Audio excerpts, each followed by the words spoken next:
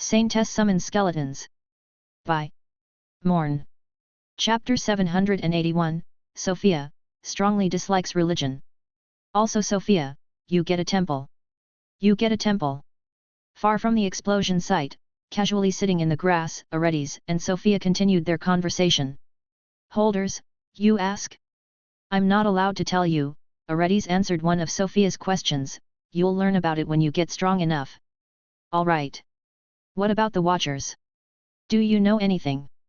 I learned about that recently. The people who messed with your third trial, it looks like. The system issued a bounty, but personally that's all I know. Nobody has much information it seems, even the insider within the system committed a pestle special before leaking any information. Blew up their own soul.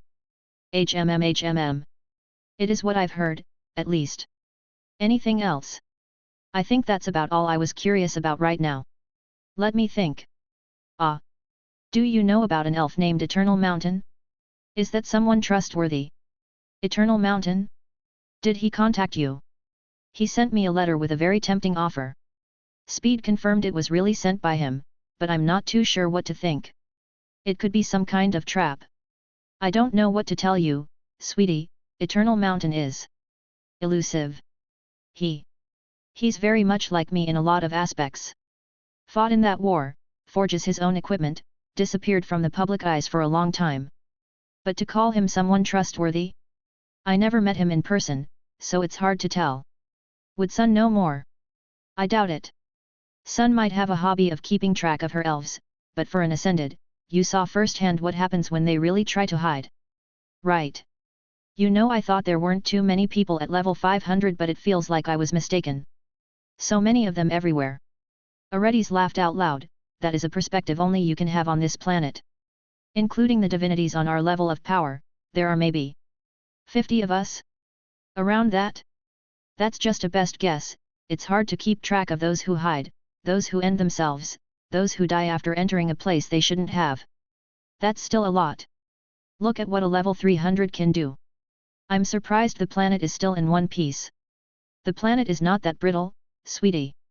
And nobody reaches that level of power without understanding what it implies. As for those who get big ideas, well, you already know what happens to them. That's only mildly reassuring. You can worry about the ascended politics when you get there, Aredes said, looking at the sky. I honestly wish I didn't have to deal with it. Well, I still have to consider Eternal Mountain's offer. Can I see the letter? Sure. I wouldn't show it to another dragon, but I can show it to you. Sofia handed Aredes an envelope containing a folded piece of enchanted paper. Greetings, Sir Extra Rulers. I am in urgent need of people capable of exploring the Forbidden Lair to locate and retrieve a certain item.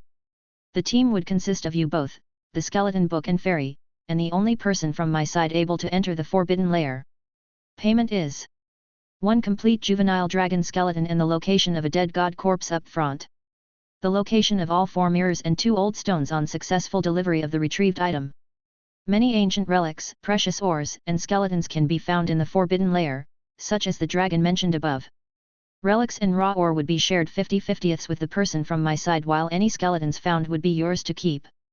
If you accept these terms, rip this letter in half and meet us at the foot of the Ur tree 2 weeks from that time. Sincerely, Eternal Mountain. After reading the letter, Aredes was silent for a few seconds. I get why you would find this very tempting. Do you understand how dangerous the Forbidden Lair is? I have been told that it is bad, and that higher level people can't even enter. That only makes me want to explore it more, honestly. I can come to the first meeting with you to make sure nothing bad happens. But I don't have an emergency recall device to give you this time. Once you step inside of there, no spatial magic can get you far. You can forget about storage items or escaping through the margin as well. And those are just the basics, Aredes explained, handing back the letter to Sofia. Noted. Business as usual, pretty much, Sofia said, ripping up the letter in 2 right as she picked it up. I guess now I need to research the Ur tree. No need. I will take you there. Thank you, Grandma. With a new deadline ahead of her, Sofia finally felt a surge of motivation to be as active as humanly possible. In 2 weeks, she wanted to finish handling as much of the city matters as possible, and to prepare plans for it so that it could continue to develop exactly how she wanted even if she left for a few months. In addition to that, she had already contacted Cynthia and sent multiple letters through speed to arrange her divine essence collection on an express schedule. Taking a break from a spree of bone construction, she sat on top of the scaffolding surrounding the half-built Temple of Sorrow, taking notes on a bone tablet. She looked at the spot on the opposite side of the round central plaza of the temple district, where she was going to build Death and Sun's temple next to each other, facing Love and Sorrows. So, Leverla should arrive tomorrow with a team of Exidian builders and a head priest for the city. I can expect 2 to 4 more essences from Death depending on how many I can handle. Nice that I can go back to Death's domain without needing to travel all the way to Exidia. Then she looked down, at a half-done huge ritual circle carved directly into the black marble ground of the main hall of Sorrow's temple. Mother is apparently going to send me 2 more, Iwara said he would be done carving the circle in 2 days. I can't wait to visit our domain. Next, she turned to the temple on the left of Sorrows, barely able to hear the faint breathing of the nightmarish invisible creature currently sleeping in the middle of the construction site.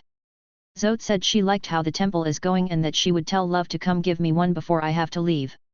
I suppose Love will be the second god to visit the city in person.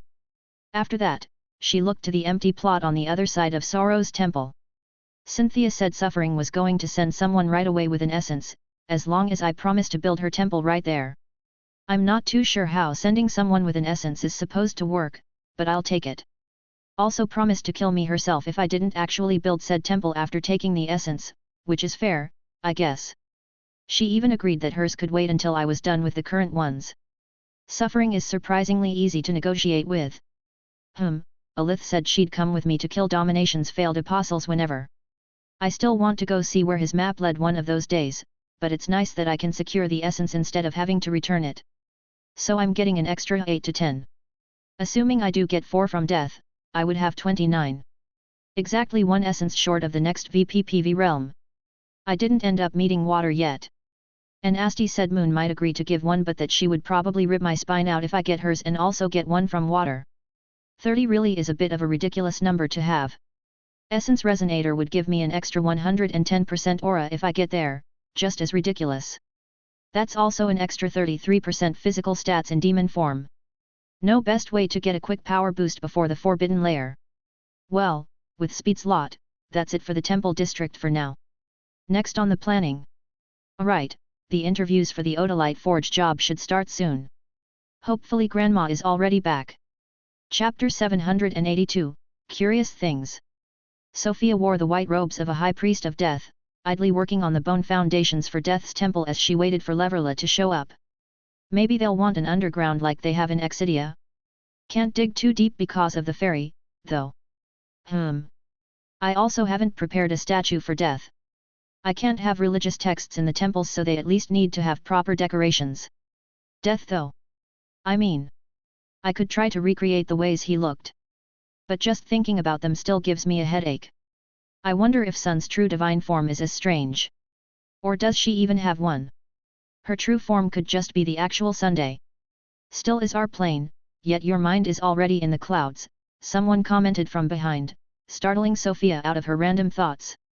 I didn't notice you coming, Leverla. Death is swift and silent. I see you remembered you own our robes, Leverla said, looking down at Sofia who was still sitting on the ground. Why do you sound disappointed? Did you expect me to wear those during the trial? It would have been a welcome sight. I hear from the Calamity that you intend to enter the Forbidden Lair. Leverla inquired. Very likely, yes. Then it would be prudent to wear it. You can never be safe enough in these depths. Have you gone there yourself? Sofia asked. A long time ago. It is not a place one can describe with words. I can only wish you good luck. Thanks. I'll be careful. What do you think of my plans for the temple here? Sofia asked, producing a miniature bone temple sculpture. Leverla's long neck stretched as his blank mask observed the object. It will have to do, he said, sounding more pleased than his words let on. I have brought a senior priest to manage this place. Romuald Long Castle. He is meeting with the Shade at this moment. All right, thanks. The builders you mentioned are with him. Indeed. They will follow soon. Though they are only paid for our temple's construction, a handful of them seem to be interested in moving here. It certainly is quite the city you are planning on erecting. It's quickly become a bigger project than I had expected, Sofia confessed. It's invigorating to see so many people being invested in my plans and ideas, though. I just hope I can complete the critical areas like the temple district soon and focus on the outer parts before it becomes a slum. Poverty is inevitable in society. Yet things look peaceful here so far. This continent's relative safety, I wonder if it is a good or a bad thing for you. Are you ready to enter our Lord Death's domain once more? I am. No need for a fancy ritual altar this time. No need. You are already connected, you only require the proper trigger. Can I go right away? As you wish. Leverla's black hand reached out from under his white robes, and reached for the top of Sofia's head. Before she realized the change, she was stripped of her senses, a familiar feeling. Every damned time. Gathering the energy from the essences within, Sofia used VPPV to create herself a strange body of black light, regaining her senses. She found herself stranded in a grey world, surrounded by a familiar forest of bone trees.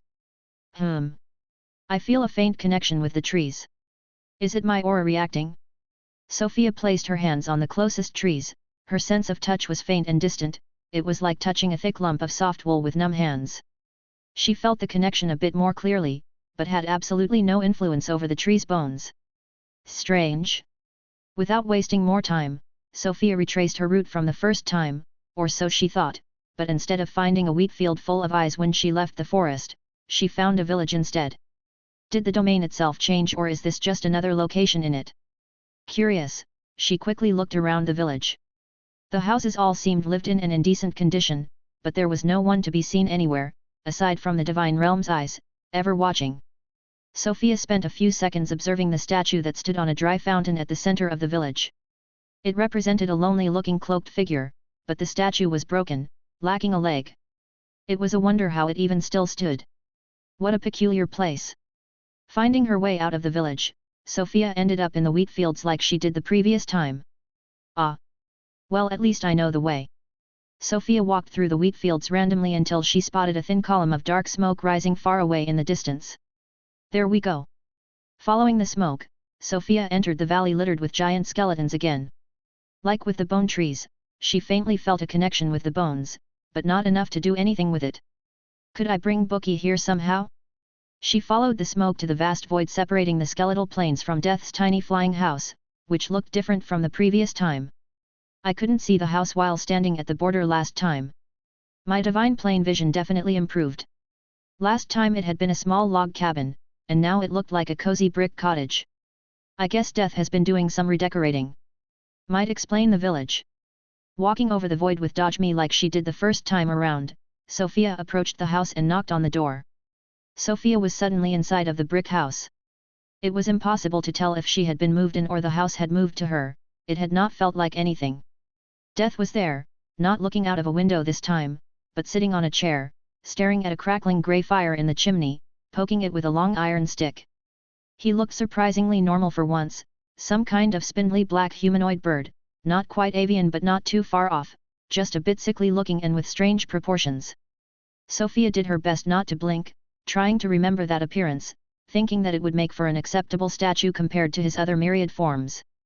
Then she couldn't hold it back anymore and blinked once. Death became an incomprehensible thing that made even Kleptras look like cuddly plus highs. Sofia felt her mind slip away, hurriedly closing her eyes. The memory of that vision haunted her thoughts even with her eyes closed. Death's voice pulled her mind out of the spiral it had entered, look into the abyss too much and it might stare back. You already knew, so why did you still insist on staring? Curiosity, Sofia answered, her thoughts still a bit too disorganized to manage a full sentence. The same mistake and the same answer. Were you not human I would have sworn you were related. You.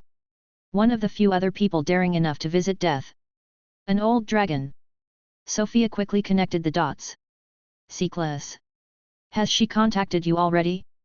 Always so impatient. You should sit down, you can take the other chair next to me. Sofia quickly opened her eyes, Death's previous appearance had scrambled her thoughts so badly, she barely even remembered where she was standing. Thankfully this time it was not too bad, just the skeleton of some unknown bear-like animal, strips of rotten flesh and fur still hanging off of it. It was oozing a cold mist, freezing the surrounding floor but just as quickly melting from the fireplace's heat. Sofia did not dare stare too long, and sat down on the second chair, closing her eyes again. Was that the yoyog? Perhaps. I do not see what you see. Your eyes are not strong enough. Sofia nodded, proceeding to answer Death's previous question. Saintess has contacted me, yes.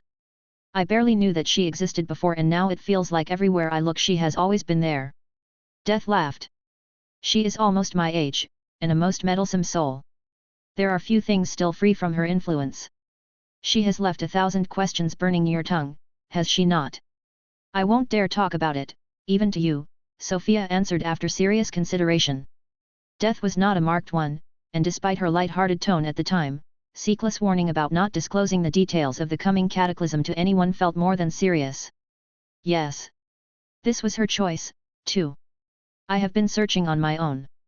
Likewise, some things I cannot even say. Not to you, not to anyone else. That is the scale of the powers at play. Sofia sighed, even Death was being censored, that did not bode well. After a long moment of silence punctuated by the crackling of the fire, she asked, do you think we can survive? Uncertain. The previous Sun and Death did not, but I err on the side of optimism. Even if knowledge is impossible to share and hard to come by, many are working in the same direction. The failures of the previous ones have left us with a wealth of information. A clear advantage. Hopefully you're right. Me taking your essence is not causing you any issues, is it? Of course not. Quite the contrary. If things go well today, I may be able to start freely roaming the land as I used to. That will certainly play in our favor. You may not yet realize how big a role you are playing, Death said, sounding quite satisfied. I was just trying to become a necromancer. Death was silent for a bit, Sofia hearing him stir the coal of the fire. Fate is a curious thing. Chapter 783, A Delicious Meal. The conversation continued for a few minutes, Death diverting it to more mundane subjects. They discussed Azarid's impatience stunting his growth, and Death somehow ended up roping Sofia into the recessed chat's plan to secretly mobilize a few of their apostles to prepare a surprise birthday party for Cynthia a few months later. Despite both parties enjoying the conversation, being this close to Death itself was taking a toll on Sofia, so Death cut things short, and proceeded with giving her more essence. They both hoped she could take at least 3, but when he gave her the second one, bringing her total to 5, Sofia keenly felt that this was her limit. Even in the recessed plane, she felt her chest grow cold, the essence starting to be too much for her to contain. Nevertheless, Death seemed satisfied, it was still a mutually beneficial exchange. Will that be enough for you to come to the physical plane without issue? Only by trying will I find out. Death's gentle words echoed in Sofia's mind as she felt her surroundings change. The transition was smooth, she was back in her city, Leverla watching over her. 2 more, he immediately noticed, good enough, I suppose. Back in the physical world, Sofia felt the icy grasp of Death spreading within her even more clearly. If Perith was a frost giant, she currently felt like a frost Lumion. Her Lumion horns were burning brightly with ghostly grey flames, working overtime to control the overflowing divine energy. This is the most I can take, Sofia said, she instinctively felt that it was her final limit. And in a way that reassured her somewhat. 5 of the same divine essences was what it took to create a god, carrying that much was already strange, and something in the back of her mind screamed that going past that, be it Death or any other essence, might lead to unforeseen consequences. Do you still need many? Don't read this one out loud, Sofia answered with a smirk, sharing a system window. Venerable physique of the primeval void, peak of the light forging realm. Gather divine essence, 30, to unlock the boundless space realm. Current divine essence, 21. Scripture, 1. Afinareth, 1. Dread, 1. Sorrow, 1. Ormancleath, 1. Victory, 1. Sun, 5. Creation, 2. Life, 1. Death, 5. Rejection, 1. Taxes, 1. What a mind-numbing list, Leverla said in disbelief. HMM. And that is not including the 4 divine items I have, so technically I own 25, but sadly items do not count. You can always consider making this the main temple, Sofia joked. Now if you'll excuse me, it looks like I need to attend to another guest. Truly a demon, Leverla whispered, watching Sofia run toward another of their kin, her appearance changing from Lumion to demon as she moved. The new figure, unlike Leverla, made no effort at hiding their uncanny demonic body, even if it was perhaps the tamest demonic appearance of an apostle Sofia had met so far. Slightly taller than Sofia, she looked like a human-shaped black-furred fox, like the fox version of Aviance. All over her body, sharp red horn-like protrusions showed from under the fur. With pointy sharp teeth, blood-red eyes, and dangerous-looking claws, she looked like a bloodthirsty feral creature, yet carried herself with elegance. Her 5 soft, oddly long fox tails swayed behind her back like serpents ready to strike. As for what made the demon easily recognizable as Suffering's apostle? A black serrated blade stabbed diagonally across her chest. It was fascinating to look at, and even stranger for Sofia, who could feel without even trying that the blade was fused directly with the apostle's ribs instead of cutting through them. The blade was technically one of that apostle's bones. The recessed certainly all have peculiar tastes. The fox apostle watched Sofia approach, looking her up and down, nodding approvingly, and speaking first before Sofia stopped. Araferlen Minera of Suffering, she presented herself respectfully. Sofia couldn't identify the demon, but if she judged purely from the mana she could feel within her, she did not lose to level 499 Leverla. Vakarias Rihofen of Sorrow, Sofia answered, "Welcome to Sir Extra, daughter of Suffering. Thank you for coming."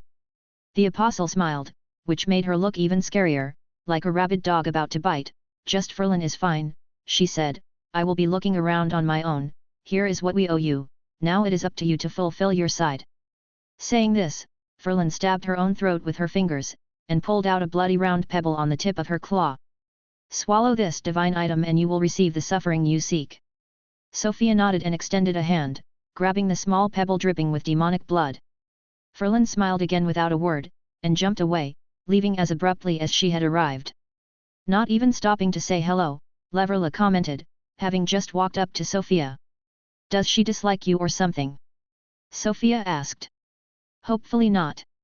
She is simply not very sociable," Leverla answered.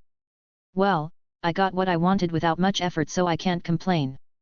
Can you identify this for me? I'm locked out of it currently. This might not be the best idea. Is there an issue with it? Does that thing have protection against identification?" "No, Leverla stopped himself and just shared a system window. "Suffering gem. Can you really call this disgusting bloody garbage a divine item? It's just physical agony in rock form. And not even a nice-looking rock. The audacious might gain an essence by consuming it, but it sure as fuck won't be a good time. Literally go eat rocks. Hell, I'd rip my balls off before putting this shit anywhere near my mouth if I had one. No way. If you're gonna have this thing, at least put as much distance as you can between you and the sub-spiritual, or you might just start regretting being alive." Grade, puking blood from the eyes. Sofia was so stunned by the item description that her demonic transformation failed and she reverted to her regular form. Was that how Leverla's scribe always talked? If hers was like this she wouldn't ever dare to share her system windows with anyone.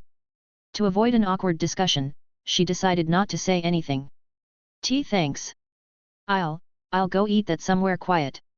Leverla wordlessly turned and walked away. Sofia wisely decided to do the same, and teleport directly to Xandgar. She sat on her bed, and after washing of Ferlin's blood with a bit of water, popped the ugly pebble in her mouth, chomping down on it. The rock shattered and started to melt in her mouth. She expected pain to come, but how bad could that really be? Very bad, was the answer, and Sofia discovered that even if her blood was now light, the puking blood from the eyes grade of the object was not a metaphor. Puking blood from everywhere might have even been more adequate. Her screams filled Xandgar, and the only silver lining was that Rem was currently away with Alith. After writhing on her bed for almost an entire hour, the pain started to disappear. Sofia felt like cursing out Suffering for putting her through this, but the system windows appearing before her eyes silenced her. Not only did she get not one but two of Suffering's essences, but she had gotten something else. Forced Genius Body has reacted to the strong power. Crystallized Suffering has reached level 1. A skill that cannot level up has leveled up. As expected, Forced Genius Body is an absurd skill. Crystallized Suffering, for each % of health lost during a singular battle, your body will produce a Suffering Shard. Gain 1.5%, 1 plus 0.5 * skill level, increase to strength, agility, speed, and processing for each suffering shard until the end of combat. When you reach 500 suffering shards or the battle ends with at least 100 suffering shards, stop producing suffering shards, and all shards gather to form a suffering crystal. Consuming a suffering crystal grants a temporary processing multiplier of 1.5%, 1 plus 0.5 * skill level, per shard contained in the crystal, but also inflicts immense debilitating pain and soul damage. Requires Essence of Suffering. The maximum stat bonus jumped from 500 to 750%. And the processing bonus increased too.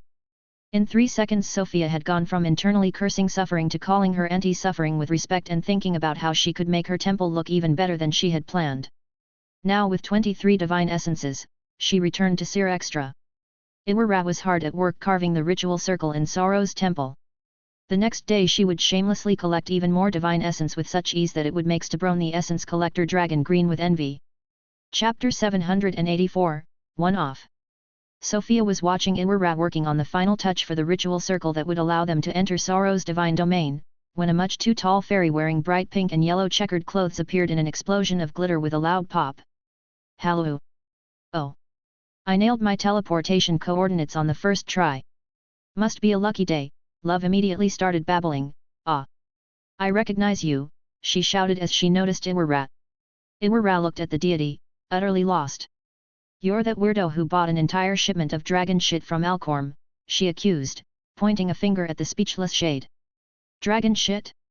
Suddenly Iwara seemed to recognize Love, pointing a finger at her too, the annoying brat who kept ruining my alchemy bases with spices. You're the annoying brat. Your potions were disgusting. Sofia looked at the two who suddenly started to quarrel about events from thousands of years ago, at a complete loss for words. She had never seen Iwara so agitated. Pestle on her shoulder seemed to be enjoying the spectacle. I didn't know you and Love were acquainted, Sofia told Iwara when there was a short silence in the heated argument. Love? He repeated incredulously, that hateful creature. I'll show you a creature, you dumb fuck. Love shouted back, round-kicking Iwara in the chin. Iwara was sent flying between 2 pillars of the temple and disappeared over the horizon. You didn't kill him. Right. HMMPH. Of course not. My love kick is a healing spell, the goddess proudly explained, crossing her arms. Just to be sure, Sofia discreetly checked on her status summon section, confirming that Iwara was indeed still alive and well. So, Sofia cleared her throat, your temple is the construction site right there, do you want to visit? Not now, my cute Zote is sleeping, I don't want to disturb her. I came to deliver you the things. Right, so how does it work? Did you locate a saint set piece like you promised? I'll do you one better, I have brought you 2 of them. 2. I told you my Zote is very reliable. She found them before you were even out of the trial. The deal was the location of one for the temple's construction though. What is that going to cost me? Sofia asked. Since Zote is happy, I'll give you one for free. Well, compared to the location only, that saves me from having to go fetch it. How generous! Thank you. We're also happy to have her here. And the second one? Well, I want you to hold an official citywide love festival one day a year. Sofia stared at the short goddess with narrowed eyes. Love festival, you say? And what exactly would that be? Love shrugged. Well, it has to make people appreciate love and make Zote happy. I don't mind the details. Sofia thought for a second. If you tell me where Zote got the 2 saint items and whether she got any information on the last one, it's a deal. Deal. Love produced the 2 items out of nowhere, a long but very thin scarf woven from golden threads, and a thin gold chain that Sofia guessed was a necklace. So. The scarf was in Water's divine domain for some reason, I just had to buy it from him. Easy. The necklace was something else. My poor Zote had to crawl all the way to the bottom of a clicker den in Varimthar to get it. Oh. I have never heard of clickers nor of Varimthar. Well day. Clickers are level 400 on average. You don't want to be near those. Varimthar is just the frozen continent on the South Pole. Not a super great place. Don't ask me how the necklace got there because I got no idea. Learning something new every day. I guess I need to prepare something to thank Lady Zote for retrieving this in my stead. Just prepare a good festival, yeah. And since you seem very attached to Sorrow, you should prepare one for her too. I have thought about it, actually, Sofia admitted, but since the recessed get their essence from people having a negative outlook toward their concepts, I'm having a hard time imagining how that would work. Wouldn't a festival of sorrows just reduce her strength? Not necessarily. Love corrected, you can accept or even be grateful that you feel sorrow for your losses and still dislike the way it makes you feel. Emotions are a complex thing. But no need to fret over the details anyway.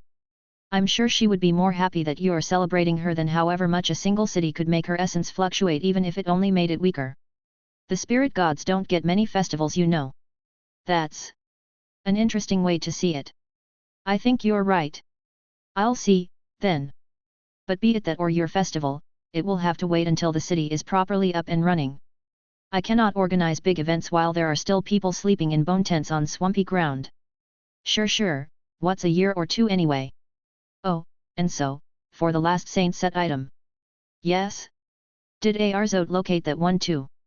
Nope. But she found out two things. First, none of the current saints have it. Second, and that's both good and bad news, we know what it looks like and what it does. It's a gold ring that makes it twice as hard for your items to be identified. A gold ring. Oh, I see. So it could be literally anywhere. Spot on. With an identify skill under level 4 it will appear as a regular plain gold ring. That's even worse than if the ID just failed. HMM. I doubt it's been destroyed at least, anyone skilled enough to melt it would recognize that it's not a regular gold ring. But whether it's in a ditch somewhere, on some lady's hand, or in a jeweler's shop front, no idea. Well, at least now I know what to look for. Any clue as to what the rumored extremely strong full set effect is? Nope again, Love answered, shaking her head. Their creator is the only one who knew and she died of old age last century. Nobody ever got their hands on the entire thing. But I can tell you from how reputable she was, and how beautiful the magical arrays inside those are, the rumors likely aren't unfounded, she explained, handing out the two items to Sofia. Unsurprisingly already aware about Sofia's debt and lack of identify privileges, Love shared the descriptions for her, first for the scarf then for the necklace. Saints coveting, a saint should not covet what isn't theirs. And nobody should covet what's theirs either. Double the saint's spatial awareness. Double it again if one of the saint's worn possessions is being stolen. Part of a 7-piece set. Spatial awareness? That's interesting. I need to try it on to see what it really changes. Saint's thirst, a saint's thirst for power is second to the gods only. Doubles the duration of temporary positive effects from eating and drinking. Part of a 7-piece set. Double potion length? Wait, that probably works with the suffering crystals processing bonus. Nice. Sofia immediately put the two items around her neck, not feeling much different. Sorry, can you identify them again? I wonder if the set effect changed with the two new pieces. It changed at both 2 and 4 pieces previously. Let me check. Ooh, interesting. You're lucky we gods can't wear this or I might be tempted to snatch it back, Love said with a worrying smile. Sofia dubiously looked at the previous set effect from her system logs, wondering how much it could have really changed for Love to say that. Current set effect, 4 recover 1 health per second when sitting or lying down. Energizing. At the same time, Love shared the new one. Current set effect, 6 reduce divinity penalties. Whoa. Because regular saints get actual divine skills like the avatar transformation. For me it's even better because I have mockery of the divine. I'll be able to get more out of my 130 divinity when I use the divine runes. Finally collecting these is paying off. You seem pretty happy with that, Love noted with a smirk. Of course. I'll even be able to borrow your powers for a bit now. Do you think I can learn the love kick? Love raised an eyebrow, seriously considering the idea. If my lovely Zode is still happy with your city in a year, maybe I'll teach you, she said with a raised chin. Speaking of which, I'll be going before that creepy guy comes back. Come here, let me touch your head to give you the essence. Sofia nodded and kneeled down to be on Love's level, who was just on the ground today despite having wings as usual. Without any explanation, Love bent forward, and gave Sofia's forehead a light kiss, before disappearing in another explosion of glitter. Sofia was a bit confused, but checking VPPV, Love's essence was there, transmitted just like that. I guess that's Love. Kin Pestle has kissed too. Sofia had almost forgotten the fairy sitting on her shoulder the entire time. Sure thing, Come here. Sofia said, ready to grab Pestil's bones. Ack! Pestil decided no kiss. No kiss, the fairy yelped, flying away from Sofia's scary hands. Chapter 785, Another Mark Against the Heavens. Shaili looked with satisfaction at the golden glow now residing under her right arm's blue skin. The golden bracer was like it was made for her. She couldn't have imagined a more perfect item in her dreams, it even doubled her main stat charisma. While the bracer was fusing with her arm, she had spent a bit looking at space and the surface below through the windows, sending mana into her armor to let its repair function patch up the holes. When she finally felt ready, she finally glanced at the scoreboard screen near the staircase. Floor 100. Known people who have failed on this floor. Sen. Saria Afinareth. Current rank, 5. You are currently ranked at the bottom of this floor's list. Should you complete this floor, you will climb to rank 1 or 2, depending on performance. Teacher should be rank 1, right? But I'm rank 5 currently, and there were 4 missing items. Is the last missing person Saint Tartaros? Wait, no, wouldn't he appear here, then? Sen appeared next to Shaili without a sound. Tartaros never took the second trial, Sen told her, hands behind his back, he shot past the filter by accident. What? That's crazy. Wouldn't that disqualify him for the other trials? Sen nodded with a smile, exceptional people get exceptional treatment. You can count yourself on that short list now. I am curious to see how you will fare on the last floor. Were you close to doing it? Shaili asked.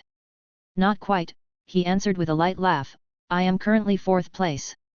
Hopefully later today I will be relegated to 5th. Any advice? Of course not. How would that be fair? As you can see there is no timer, you're allowed to take your time here before going up, that's as much as I can say. Nothing then. Alright. I won't make you wait much longer, just give me time to cheat a bit more mana into the last floor. With a proud smirk, Sen disappeared. By a bit more mana, Shaili meant as much as she possibly could, because her mana regeneration, a bit above 23 points a second, always felt horrendously slow. If the trial generously offered to let her prepare and cheat several times her maximum mana as summoned sprites in advance, she was not going to pretend to be above doing just that. Over the next several hours, she fully saturated her body and armor with elemental and dark sprite pairs, and summoned an extra cloud of a few hundred sprites that happily flew around her like a small colorful galaxy. She kept going until she hit her absolute limit, and couldn't control a single extra sprite. Watching her status page, she drank some water and ate a light snack as she watched her mana refill its last points. Name, Shaili Ormancleith. Age, 20. Class, Sprite Regulator. Level, 199. Health, 8980/8980, 10 level, 0 to 100, plus 20 level, 101 to 199, plus 1000 plus 5000. Stamina, 8980/8980, 10 level, 0 to 100, plus 20 level, 101 to 199, plus 1000 plus 5000. Mana, 58,324/58,500, 50 level, 0 to 100, plus 500 level, 101 to 199, plus 4000. Specialization, Elemental Order. Alteration Chance, 100%. Active Skills, 7/7. Call Elemental Sprite. Element Burst, level 199. Sprite Chain, level 199. Rejuvenating Sprite, level 199. Fuse Elemental, level 2. Deny, level 2. Containment Zone, level 2. Passive Skills, 6/6. Hand of Ordnance. Aura of Sprite Speed, level 199.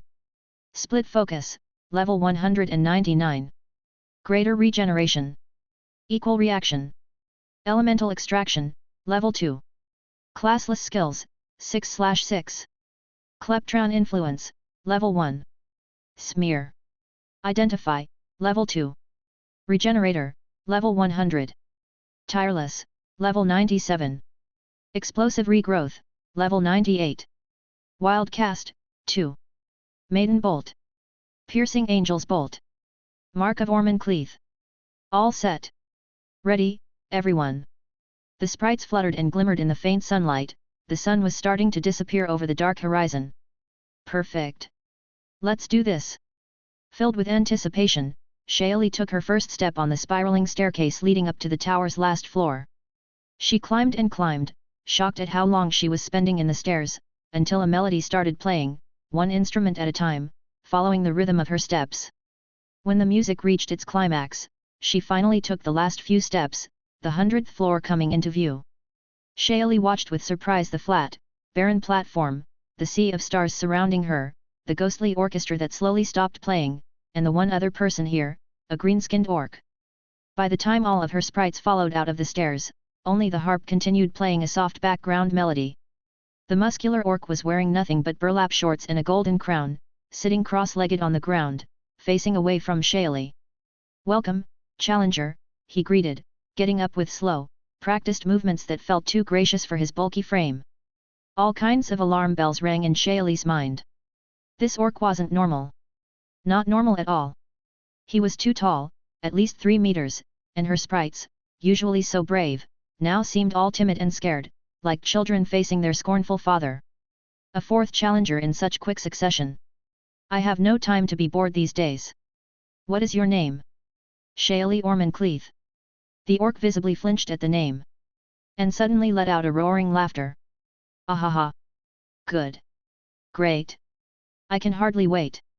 He turned around, revealing a scarred face with a single eye left, and a large smile full of sharp fangs. A spiked heavy plate armor formed around his body, the pieces appeared one by one and clamped together around him. Extending his right hand, a regular-looking longsword appeared in his grasp. But Shaoli's eyes were focused on a single thing. The orc's crown. Isn't that teacher's crown? It's the exact same just without the jewels. Let us see if you are worthy of my crown, now come, challenger. The music started again as system windows appeared in Shaoli's vision, some from the trial, one from her own hurried identify. Incarnation of Victory, level 199. Fuck. As the platform expanded in all directions, the orc gave a final line before closing the visor of his helmet. I am Victory. Prepare yourself. Ranking Spire Phase 2, Floor 100, Defeat. Shaoli had her sprites fly out and form a wide dome above the platform as Victory charged ahead. A god! Victory started the battle with a very obvious horizontal cut, yet it was so fast, Shaoli barely managed to lean back enough to avoid it, even with Smear tripling her reaction speed. The sword whooshed above her, cutting the tip of her hair.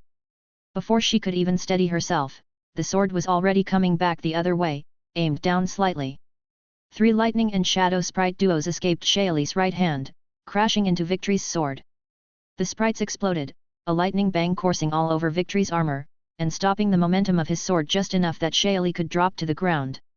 She kicked Victory's shin, a fire sprite imbued in her leg exploding on impact, but the damage on the orc's armor looked minimal. Victory sent Shaoli flying with a heavy kick that carved a bloody hole in the middle of her chest. In one hit, her health had plummeted down from 8 to 4,000.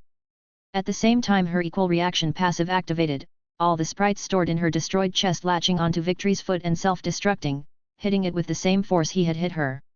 It was barely enough to shatter his leg armor. With gritted teeth through the pain, she tried to stabilize her flight, and Maiden bolted herself to the side, to prevent being flung out from the platform.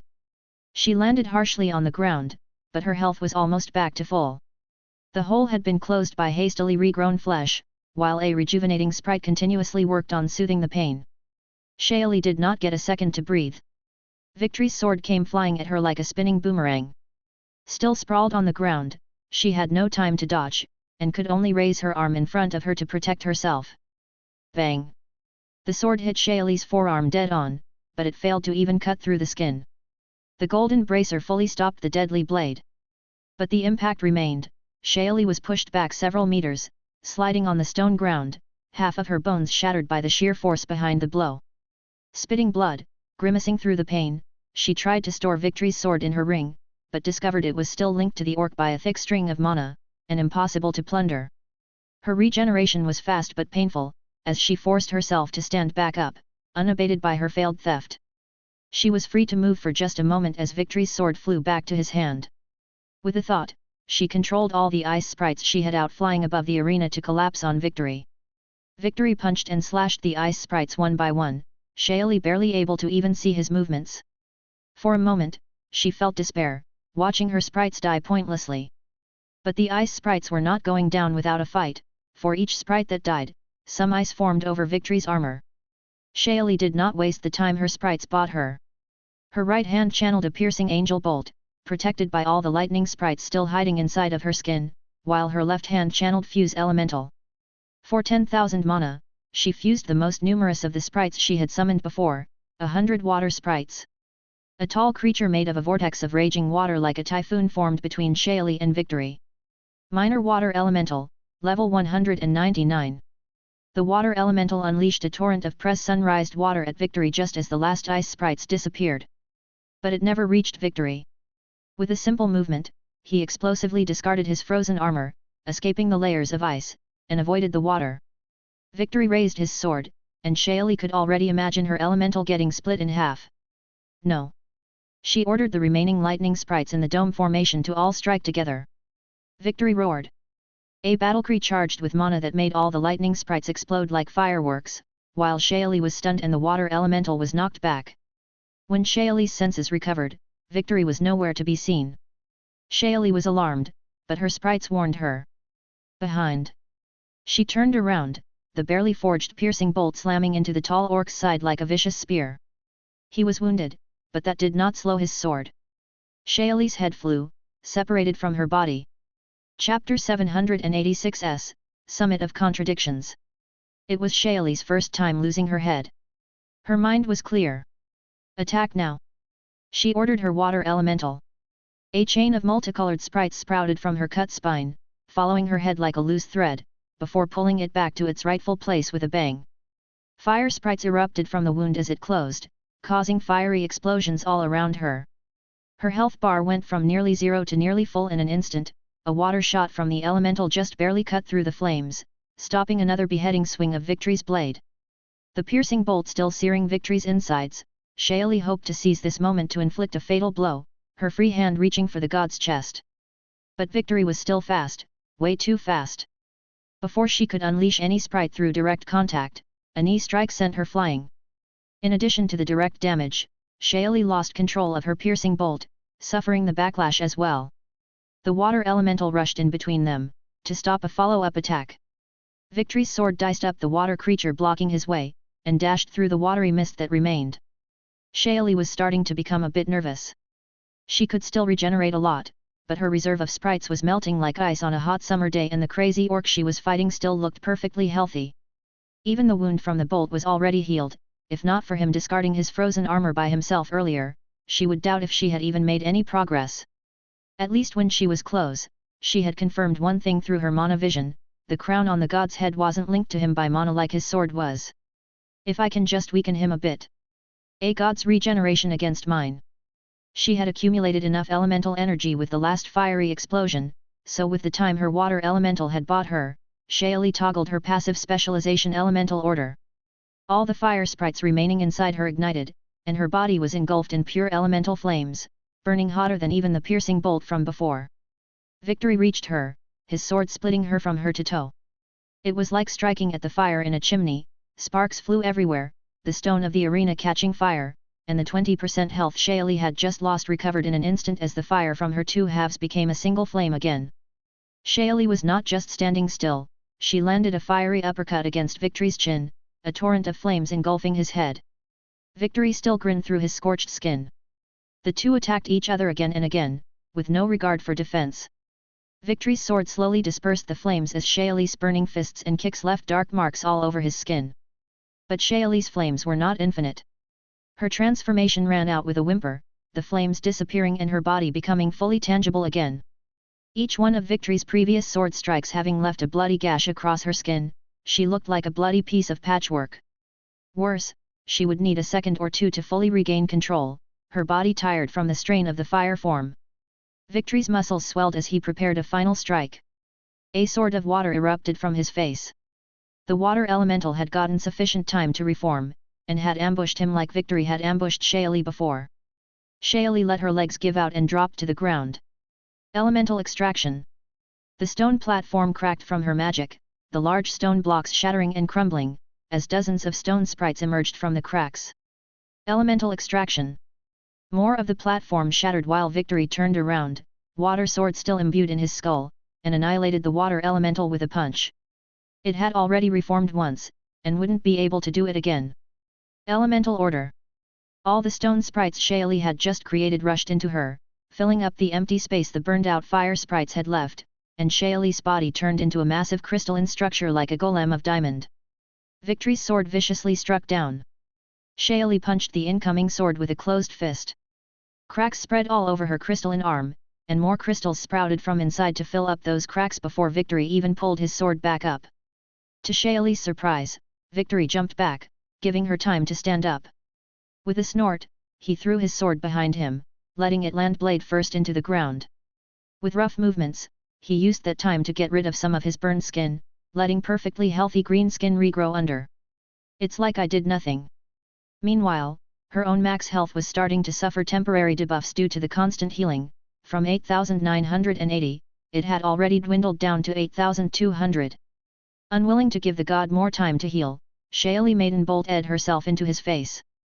Victory barely sidestepped the incoming stone golems, and when Shaili bolted herself at him a second time mid-flight, he was ready to meet her bolt-propelled fist with his own. Now the fight turned to the polar opposite of what it was before. Not only Shaili used her tough diamond-like skin to block Victory's blow, but he had also switched to a more defensive style. It seemed that just like her, his regeneration wasn't quite infinite, though he still looked in better shape than she did, the hole in his head already almost gone. The difference in strength and speed was hard to overcome. For every 2 punches that Shaili threw, Victory could unleash a third one. If not for Consent Maiden bolting around, that quickly depleted her remaining mana, Shaili would have been knocked out of the platform several times. With not long left on her transformation, she let one of Victory's kicks send her flying all the way to the border of the platform. She hoped to lure him into following her, teleport behind him with summon self that she used so little that not even the system included it in her wild casts, and bolt into him to knock him out. After all, the seemingly immortal orc had shown no signs of being able to fly. But her plan failed before she could even attempt it. Instead of following, Victory picked up and raised his sword. Shaili saw the sword start glowing, filling up with divine energy. She could tell without even knowing that she wouldn't be able to just casually regenerate off of this one. If it killed her in one strike, no extreme regeneration would bring her back from the dead. Hell no. Weakly raising a cracked diamond-like arm, Shaili used her longest cooldown skill. Denied. A plethora of shadow sprites flew out of her hand, forming a giant divine rune in the air. A simplified Lord's rune, to be exact. The Regulator. The sprite formation shone with dark light, as the threads of reality itself sealed Victory's skill. Divine essence's backlash running down his sword and into his mortal avatar. Shaili saw the opportunity she needed. She summoned herself a few meters closer to Victory and directly in the air, allowing her to maiden bolt toward him without any friction. The backlash wouldn't stun him for long, she had to seize this chance. Summoning one of every sprite type she was missing, she used her last active skill the instant she was in range. Containment Zone. 10 sprites of different colors flew out to encircle Victory, before closing in on him like a chain rope. Their elemental magic tied him down. Shaili knew it wasn't going to last long. Bolting the last meters to him as her stone transformation ran out, she grabbed his crown mid-flight, putting it on, and her own spell sent her tumbling far away. She landed right in the middle of the platform, struggling to even move a muscle. Heart pounding in her chest, she watched in horror as Victory started to absorb all the ambient mana. Her mana was already at rock bottom, and now her already slow regeneration was suddenly divided by 4 as all the mana went to the roaring god instead. Health, 2240/2240, 8980. Stamina, 452/8980. Mana, 34/58500. This might be the end. Even the poor sprites forming a chain around him were absorbed while Shaili forced herself to stand, aided by a sudden surge of speed she couldn't quite explain. "I am Victory," the god shouted in the distance. His body started to bloat and morph strangely, his green skin taking a darker and darker tone, slowly turning to black. In Shaili's eyes, it felt like a nightmare. The tall orc became even taller, a tall black spindly figure of black strands of divine energy. His mouth disappeared last, a blood-curdling scream echoing through space as myriad unsettling eyes opened all at once all over the strange creature he had become. I will see no defeat. Chapter 787 A Skeleton's Endless Ripples. Potions appeared in Shaylee's hands one after the other. How much they could really help she wasn't sure, but at least they gave her the temporary stamina boost she needed to move around. She still had a few sprites ready, but with her mana at rock bottom, those were really her last resort. Victory's arms extended, long filaments of eyes reaching up into the sky. Thinking I could kill an avatar. How did Sofia even do this? To test the god's reaction, Shaylee sent a light sprite to attack it. She was half expecting the sprite to be absorbed as the avatar was still sucking all mana from the air, but reality was even worse than her imagination, as the sprite turned into a flying eye midway through and joined the body of the abomination. Great! Before she could lament the loss of her poor sprite, one of the avatar's tentacular arms slammed down from the sky. Jumping to the side, Shaylee barely avoided the surprisingly fast whip of eyes. It followed her like a snake chasing its prey. Shaylee ran to the side. The thing was fast, but not fast enough that she couldn't avoid it. When she trained with Ziray, the seeking curses the apostle sent after her were harder to avoid than that. She successfully avoided the tentacle for a good 30 seconds, jumping over and sliding under it when she needed to. She was starting to form a plan. He's absorbing so much mana to sustain this. He's sure to run out sooner or later, I just need to hold on. The plan worked for another short while, until the avatar's second tentacular arm started striking alongside the first.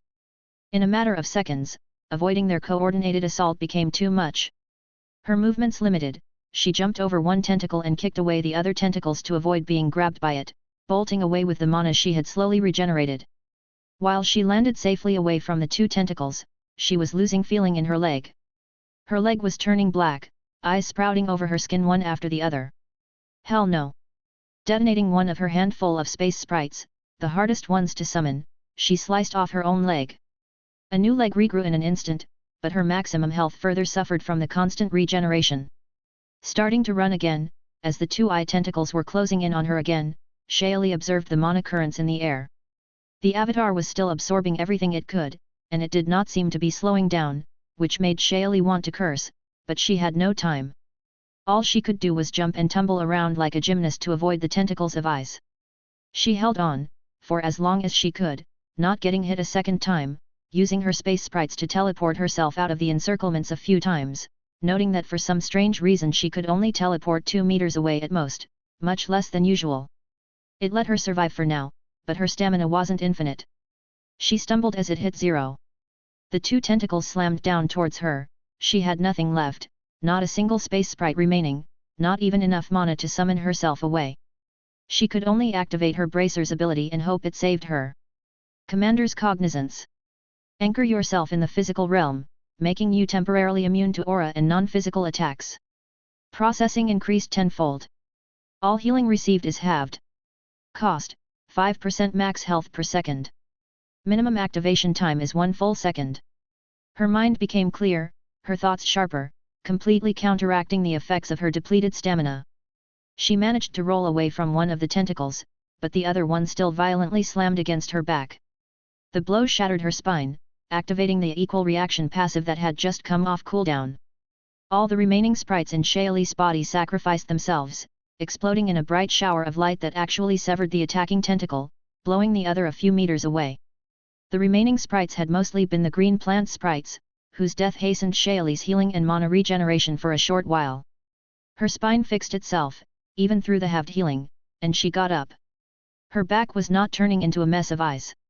That gave Shaylee a desperate idea. Eyes fixed on the avatar, she charged at it. The remaining tentacle tried to get in the way while the other one was limp on the ground, slowly regrowing. It continuously attacked Shaylee, whose body was crumbling down, but her sheer willpower was pushing through even with her stamina starting to fall into the negatives. She could block the tentacle without fear of becoming an eye monster now, so its damage was minimized. Because her maximum health had fallen so much, her passive regeneration was high enough to sustain her through both the attacks, the 5% max health loss per second of the bracer, and its halved healing. She was constantly taking damage yet always at full life. Health, 1432/1432, 8980. Stamina, -153/8980. Mana, 948/58,500. But her maximum health was steadily falling. She was impossible to kill yet rapidly dying. Like a zombie, she stumbled forward toward the avatar. Her maximum health went under 1,000. She did not even have the energy to block anymore, letting the tentacle continuously hit her while she pressed forward.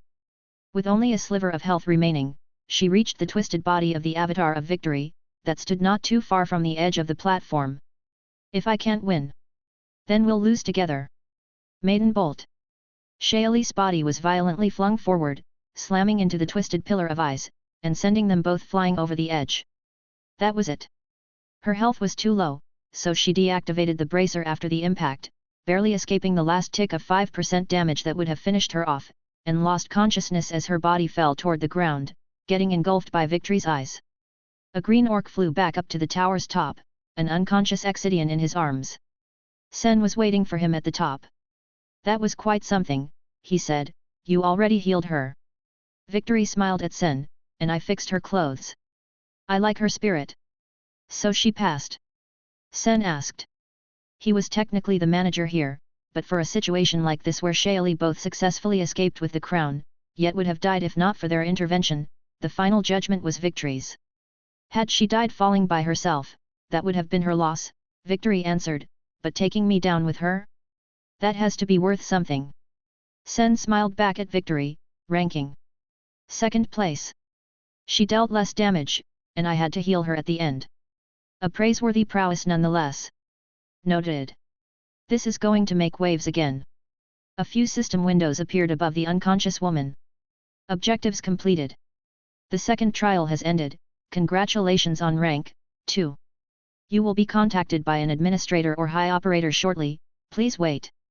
Are there already people waiting in line for that one? Victory asked. Seekless, Zegat, Tartaros, and Belligenus. Victory laughed, it's truly incredible how much more lively that one skeleton girl has made our little world, and now another has come to shake up the board. Indeed. I can hardly wait to see her get to the Ark. A miniature-sized white dragon appeared on top of the tower next to the Seraph and God. I missed the show again, the dragon cursed, shaking off a layer of white dust from his scales. TSSK. You guys, stop chatting and give her the rewards before the scribes blow my ears off with their update requests. And Sen, send me the cleaned replay before tonight. Next disappeared as abruptly as he'd come, leaving Sen and Victory to stare at each other awkwardly. Well, let's get to it, Sen said. The post-victory confusion cleared, and after a short discussion with Victory and Sen, Shayali was given her crown, and presented a choice from the remaining 6 gems. Sprite Regulator's Golden Crown of Victory.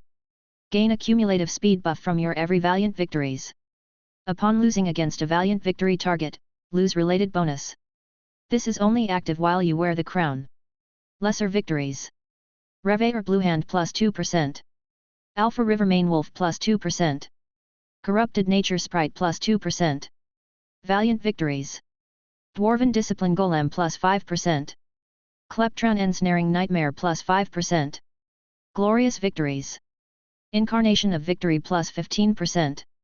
Current total speed bonus, 31%. Item level, 199. Grade, Flawless. Restriction, wearer must be Shayali Ormancleith. Soulbound. System item. And here are the gems. There were 9 originally, but Sofia had her pick before you, so you can get 3 of the remaining 6. Take your time.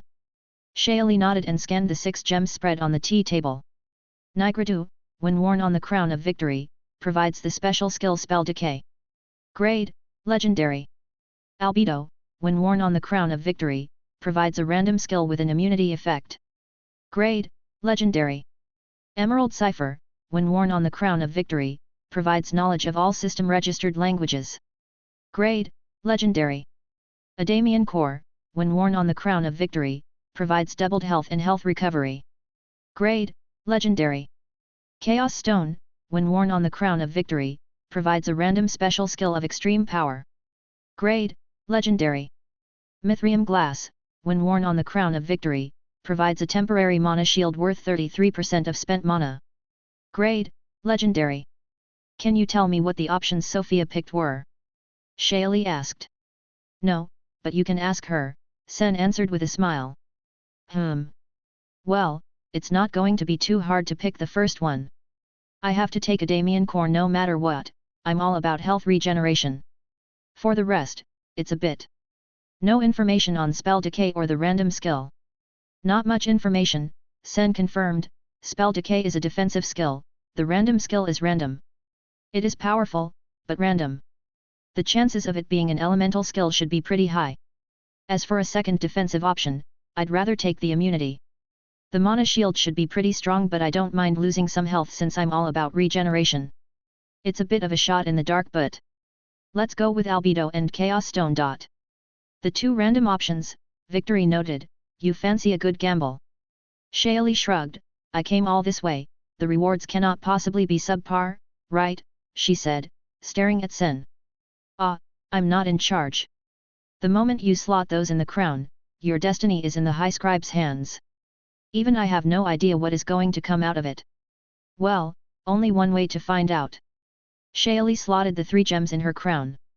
System notifications dinged twice for her 2 new skills. You have acquired the passive skill, Dark Light Mana Progenitor. Dark Light Mana Progenitor. Becoming a living test subject of the unscrupulous database High Scribe, who is not sorry, your mana is warped into a strange dark light. Immunity to light damage. Immunity to dark damage. More effects unlocked at skill level 2 and above. You have acquired the special skill, Armageddon Starblade. Armageddon Starblade. Becoming a living test subject of the unscrupulous database High Scribe, who is a little bit sorry, your random skill is not too random. Invoke the Armageddon Starblade from your extended fingers. No cost. Each swing of the Armageddon Starblade can be empowered by sacrificing 20% of your max health, stamina, and mana, to create a devastating starfield collapse following the path of the blade, dealing light and dark damage. The damage of the Armageddon Starblade and starfield collapse is increased by the following parameters. Maximum health. Maximum stamina. Maximum mana. Class level. Skill level. Core rank. Number of light and dark sprite inhabiting the Starblade. Number of nearby light and dark elementals. An awkward silence reigned atop the trial tower. Chapter 788, Almost There. Venerable Physique of the Primeval Void, Peak of the Light Forging Realm. Gather Divine Essence, 30, to unlock the Boundless Space Realm. Current Divine Essence, 26. Scripture, 1. Afinareth, 1. Dread, 1. Sorrow, 1. Ormancleath, 1. Victory, 1. Sun, 5. Creation, 2. Life, 1. Death, 5. Rejection, 1. Taxes, 1. Suffering, 2. Love, 1. Moon, 2. Sofia stared at the moon up in the sky, wondering when she had even received those 2 essences. She had just been handling small matters all over the city with Astelia after Love had left, and when they'd stopped to have a snack, Sofia had noticed the foreign essences already in her body. No idea either, Astelia said, sitting next to Sofia. I got no news since last time. Well, I cannot complain about it. It's going to make things a lot easier, so. Does she still want me not to take essence from water, or? Astelia sighed. Moon is always like this. I think as long as you help with the castle she won't say anything. You probably couldn't have gotten far inside it without her essence anyway. Right. We have some time, still. Unless it's no longer a 400+ dungeon. Oh, no. It still is. I have to wonder whether it is something like that Temple of Sorrow you retrieved that shroud from. But Moon just will not tell. Ah well. Just give it a few more years and we'll go in there together. Decided what you want to do for the trial yet? Not really, Astelia answered. I know that you cannot tell more, but that is quite the dilemma. Form a single strong group knowing a single person is going to reap the most valuable rewards, or all go our own way with the possibility that our groups will be too weak to get said rewards at all. I think I liked single-person trials better.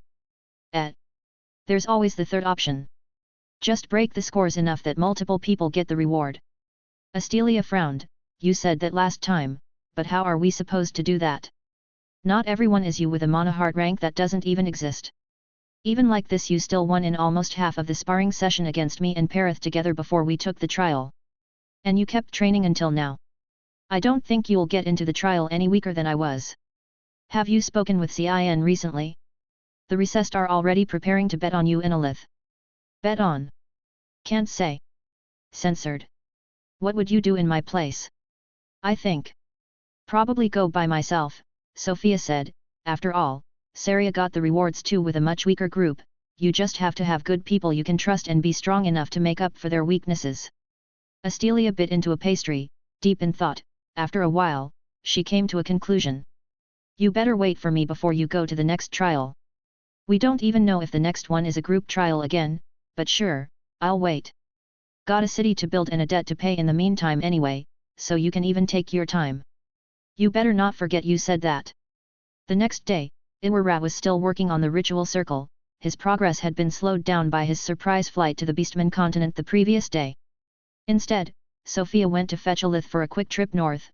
She found her alone, face in a cauldron in Aretti's workshop. Hey! Still brewing? Sofia? Yet. Nothing important though. Just prep work for the trial. I need a good stockpile of potions to feel safe. Speaking of, Asti came earlier to tell me she wouldn't group up with me after all. Feels a bit lonely, Alith answered, head peeking out of the cauldron that she was apparently brushing the inside of with some kind of oil. My fault, sorry about that. I think that's good for you, though. There's a particular trial reward that you would love that you might not be able to get if you two group up. Hard to make that make sense, but if you say so, Sof. You'll understand when you get there. I'm not worried for you either way, your signature skill is going to do a lot of the work for you this trial. A loot. All the more reasons to stockpile these short stat boosting potions then. Anyone in particular you want some extra of? Aura. Sofia tried. TSSSK. You and Sar truly are one and the same. They're still useless to me but I'll make you some. Did you just come in to say hi? I was hoping you were free for a quick round trip to the desert. Oh. Alith reacted, head coming out of the cauldron again, time to beat up the demons. Yes. You can come and watch. Watch? Sof, you know me, I'ma be taking part in the fun. Especially this time, revenge for trapping us in that stupid pyramid. Are you sure we can get them though? That dwarf was level 349 and he didn't dare, right? Sure was. But I killed him. And I know from experience failed apostles are weaker than their level suggests. We're going to be just fine, just don't forget to use your signature before you die. No big deal even if I die, I'll just respawn the next day. Tried that yet? Haven't, not really a big fan of dying, unlike you, but I have the skill, no reason it shouldn't work. Alright then. Ready to go. Anytime. Sofia flew all the way to the Red Sand Desert, carrying Alith, which took less than an hour. They had to stop since the red sand absorbed all the mana preventing Sofia's wings from working. Alith landed on the hot red sand, looking up at Sofia who still floated above the sand, and joining her, understanding what was going on. Can't fly high. Well. Rune-forged overlord's free flight isn't quite as fast, as you can tell. Still faster than my ghost form, Alith quipped, floating in the general direction of the pyramids. I still haven't got a proper flying skill. Clint said you'd get a class evolution next time, right? Surely then. Surely. I still don't have a big multi-target skill either. Aside from the shriek. I guess I just need my second specialization already. Oh, you should be able to get that easily. The two kept chatting as they flew above the sand. Surprisingly, they encountered a sandworm on the way, that somehow felt them floating so close to the surface. They didn't even stop to fight it. Sofia just scrambled its mouth's bones as it prepared to jump out of the sand. Ah, we're here! Alith exclaimed, seeing the familiar ruined city appear in the distance, followed by the big pyramid of domination. It's been what? About 5 years since our first time here. More or less yet. Ah, can't believe I've been wearing the same dreary top all this time. Nobody's preventing you from taking me off, Doppel chimed in with a rare comment. After you just ate up the Mithrium armor? Sure buddy, keep dreaming. I'm not stuck with you, you're stuck with me. Truly a most miserable fate, Doppel quipped, I should be awarded another Mithrium shirt for my troubles. Can I wear a shirt over you? That's what I thought, Alith said with an amused snort. How many times did you even take it off at all? Sofia asked. Outside of washing and baths? Maybe twice to get into places with a formal dress code. Sometimes when the weather's too hot I sleep naked also, dunno if that counts. Do you even get hot with your blessing? Of course I do. You're immune to cold, do you not still get cold sometimes? Not often. But I guess I can see it. You better not be doing that during the next trial. Day, I'm not like that, I know the Seraph's going to be watching. Right. Well. Let's get going. Sure. I have an idea that could be fun, wanna try? Sofia followed Alith's plan. Both of them entered the pyramid through the main entrance, and Sofia just carved out a straight path to the center with her dagger. Now we just go down, right? Alith asked. Yeah, the main chamber is right there, about 20 meters deep. I can feel their close aura clashing with mine already. Alright, let's do this then. I'm ready. Sofia nodded, took her demon form, then switched it to the numb sorrows for some extra physical stats, and punched through the ground. The floor of the pyramid crumbled, opening the way down to the pyramid's central chamber where the two mutated apostles were imprisoned. For the second part of the plan, Sofia stayed up while Alith jumped down, unbreakable rapier in hand. Activating her Will of the Mountain Lady's signature skill, Alith was essentially immortal for the next 4 minutes. She fought against the two demons alone, not taking any damage, but also inflicting little. She just kept giving them shallow stabs with the rapier. The pyramid shook as the two failed apostles attacked Alith again and again, failing to make her lose a single health point. Meanwhile, she kept up the debuff from her hero blessing, stacking it up to 100 on both of the demons. Air of Fire, apply a stack of Devouring Fire on target for every successful melee attack, up to 100 stacks. An attack needs to deal at least 1 health point of damage to be successful. Devouring Fire lasts for 3 seconds, renewed upon applying a new stack, and augments damage received from all physical attacks by 10%. All ready! Alta shouted from below. Sofia dropped down. She barely got the time to properly see what the mutated apostles looked like. 1 scepter slam each. You have murdered Revik Metatilan, son of Domination. Leave 386. You have murdered Remakepsti Timon, son of Domination. Leave 379. Current Divine Essence, 28. Chapter 789, Domain of Infinite Sorrows. It is complete, Iwara confirmed, standing next to the ritual circle occupying most of the temple's main hall floor. Are the smelly black candles necessary? Sofia asked, wondering what the hundreds of candles all around the ritual circle were and why they smelled so strange. For your first time, they are. They will help you find your way. Our merciful mother's domain is rather peculiar. It would be remiss of me not to prepare at least that much for you, my lady, although I am afraid that is the most I am willing to do, lest I ruin the experience. All right. Got it. Do I just stand in the center? Iwara nodded, rightly so, I will take care of everything. Have a pleasant trip, Lady Sofia. A pleasant trip? Wondering what could be so special about Sorrow's divine domain, Sofia watched Iwara cast a secondary spell overlapping with the ritual circle, and before she knew it, she was standing on the same ritual circle, somewhere else. Whoa! What a smooth transition! She was in the recessed plane without a doubt, but it felt very different from Death's domain. It had a few more colors compared to Death's many shades of grey, though they were all in dark and warm tones, mostly blacks, dark crimson and deep brown.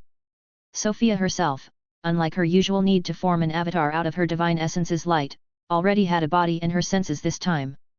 She was a fully black version of her demon form, reminding her of her recent time in the Sunless Sanctuary. Though it's most likely some kind of shade this time, and not a sunless.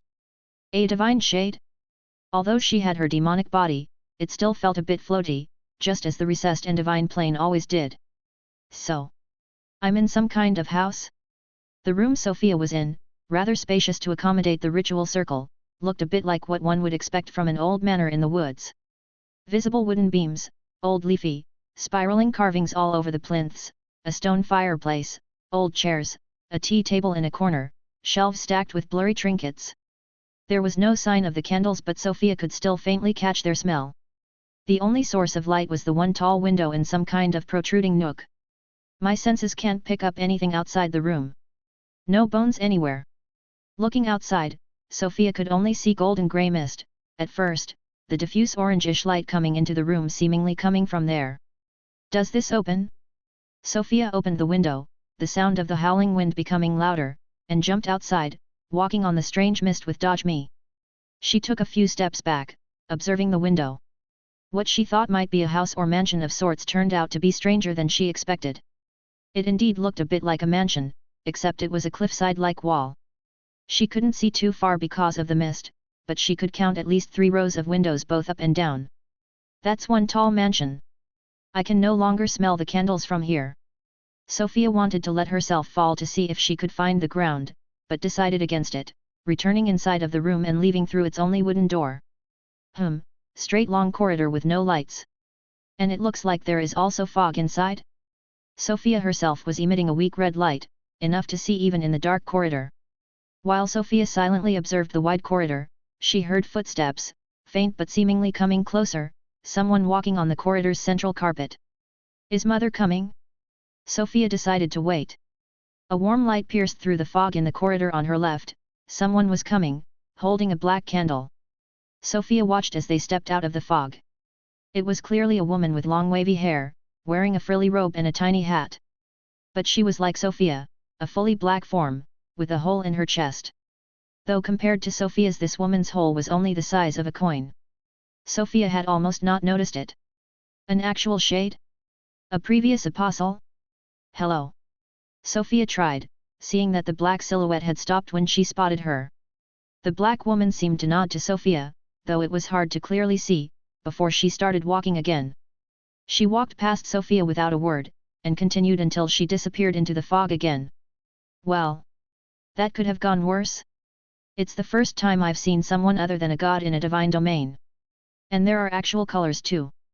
As expected, Mother's domain is superior. But what now?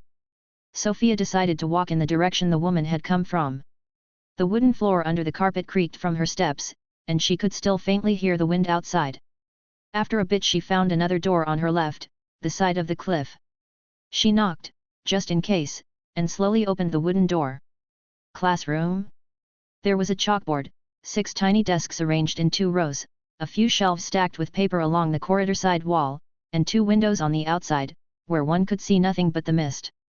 There were a few light grey inscriptions on the dark grey chalkboard, in a language Sofia couldn't even begin to read. It resembled nothing like anything she knew, but from the way it was put together, with blanks and repeated symbols, it looked like a mathematical lesson. What the? Is there an actual entire civilization just living in Mother's domain? With kids that have a need to learn maths? I always thought the divine domains were all, well, empty. Is this where lesser demons come from? Those disgusting things I fought in the temple? But if that lady from earlier is anything to go by, there are actual people here, very different from those things. Then maybe those are the higher demon counterparts? Or are those regular demons and we apostles are the higher? That could make sense. The lady from earlier had a distinctly human frame and size, though. How strange, and fascinating. For reasons Sofia couldn't even begin to comprehend, some things around her were almost too blurry to see, while others were fully clear and sharp. She struggled to see the objects in the tiny compartments under the individual desks, but had no issue seeing the papers stacked neatly on the shelves. She picked one up. It was covered in symbols similar to the chalkboard, seemingly written in some kind of black ink, but the handwriting was clearly messy in comparison. They really have kids taking lessons here. Are these people born here, then? That might even be why that lady from earlier didn't answer. She might not even know the common language. She must speak that. Sofia thought, observing the messy squiggles on the page. Perplexed, she returned the paper where she had picked it, and left the classroom. Didn't want to ruin the experience, hey? Well, I certainly wasn't expecting that. Leaving the classroom, she continued in the corridor. She thought the smell of Iwaraz candles was going to guide her, but it was still the same faint intensity so far, having only disappeared when she flew outside. She passed by another few doors that she didn't bother to open. She was rather hoping to hear signs of life, and maybe ask her way around. She didn't hear anyone else for a bit, but she eventually heard some music. The faint sound of a slow melody played on a piano. The darkness of the corridor and the howling wind made the place feel a bit somber, and the piano's melody sounded more somber than anything else, yet Sofia felt oddly at peace here.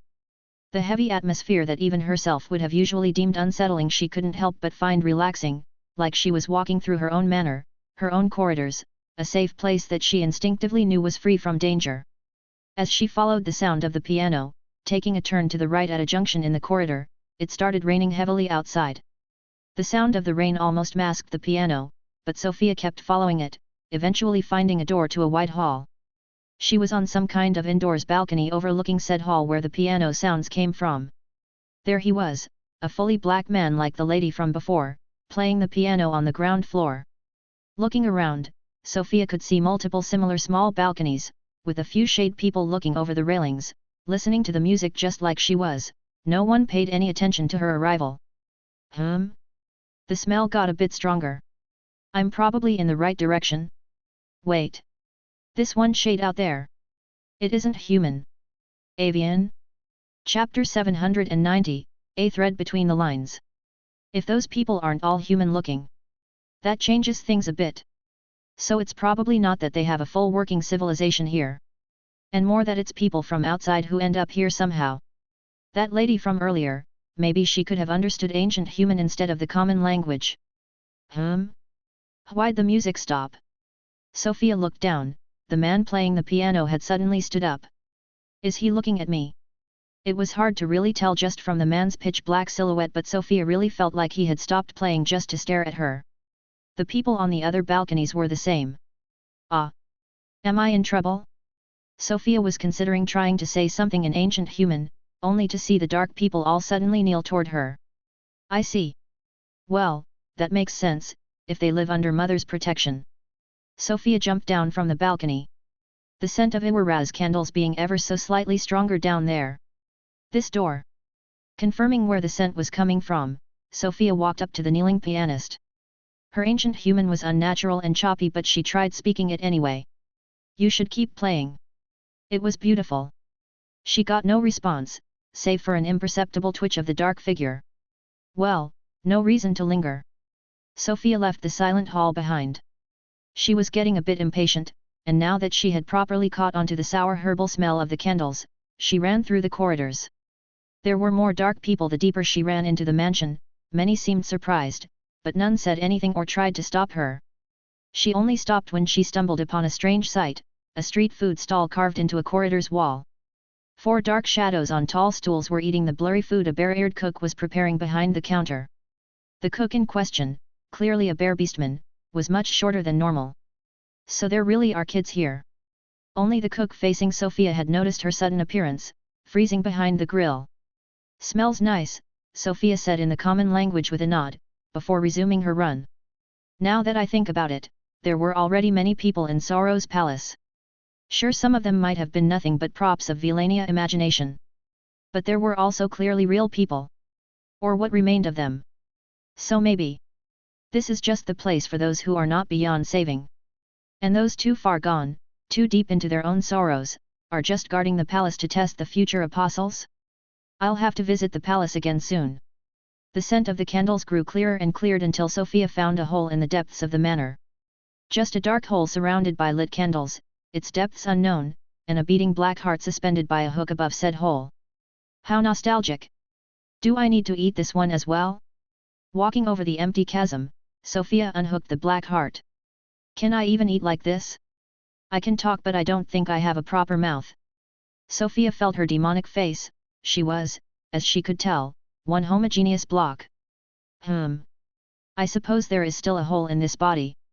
Sofia placed the beating black heart in the hole of her chest. The black heart settled there naturally, its arteries stretching to connect with Sofia's inexistent ones. I don't quite get it. But this feels right. Cancelling dodge me, Sofia fell into the black abyss. Such a recurring theme. Do I also need to dig a hole under the new temple? The guardian Fae will get in the way if I do. Well, no need for guesses anymore. I can ask in person now. In the room Sofia had appeared in a few hours earlier, a tall man stared at the fog outside, leaning over the windowsills. Another figure appeared behind him, sitting down on a chair without a word. So you did, in fact, notice, brother, the man at the window said without turning around. His long white hair billowed behind him from the howling wind. I have long known. Ahaha. I expected nothing less. So, what do you think? Do you like her? The mark the first picked especially for you. Your meddling was unnecessary. I chose her as she chose me. You accomplished nothing. Only drawing fate's gaze. The man at the window closed his eyes, happily letting the wind flow around his face. Perhaps. And yet, I cannot shake the certitude that this is the correct move. Accepting our roles. Playing in fate's hand. And when the time comes, you accelerate your downfall. I know, I know. I am very well aware. But time was right, unbound.